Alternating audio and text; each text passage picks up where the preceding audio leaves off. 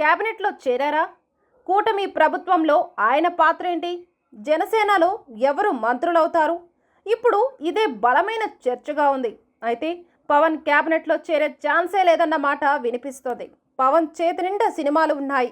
అటు సినిమా షూటింగ్లు, ఇటు మంత్రి పదవి, రెండింటిని బ్యాలెన్స్ చేయలేరని, అందుకే మంత్రి పదవిని తీసుకోరని ప్రచారం జరుగుతుంది. మరోవైపు మెగా బ్రదర్ నాగబాబు క్యాబినెట్లో చేరతారని టాక్ నడుస్తుంది.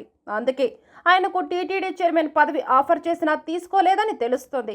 నాగబాబు ఎంపీగా పోటీ చేసేందుకు ఆసక్తి చూపారు. 2019 ఎన్నికల్లో నరసాపురం నుంచి జనసేన అభ్యర్థిగా పోటీ చేసి ఓడిపోయారు. ఈ ఎన్నికల్లో మాత్రం అనకాపల్లి నుంచి పోటీ చేస్తారని ప్రచారం జరిగింది. కానీ పొత్తులో భాగంగా ఆ సీటు బీజేపీకి కేటాయించారు. సీఎం రమేష్ పోటీ చేసి గెలిచారు. అయితే అప్పట్లో నాగబాబుకు పెద్ద ఆఫర్ చేసి తప్పించారని తెలుస్తుంది. ఎన్నికల్లో కూటమి తరపున నాగబాబు ప్రచారం చేశారు. ముఖ్యంగా జనసేన పార్టీ సమన్వయంలో నాగబాబుది కీలక పాత్ర.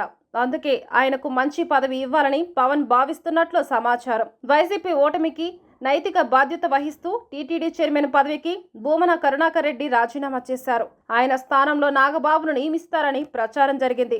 అదే సమయంలో నాగబాబు సున్నితంగా తిరస్కరించారని కూడా టాక్ నడిచింది. అయితే ఇదంతా మంత్రి పదవి కోసమేనని తెలుస్తుంది.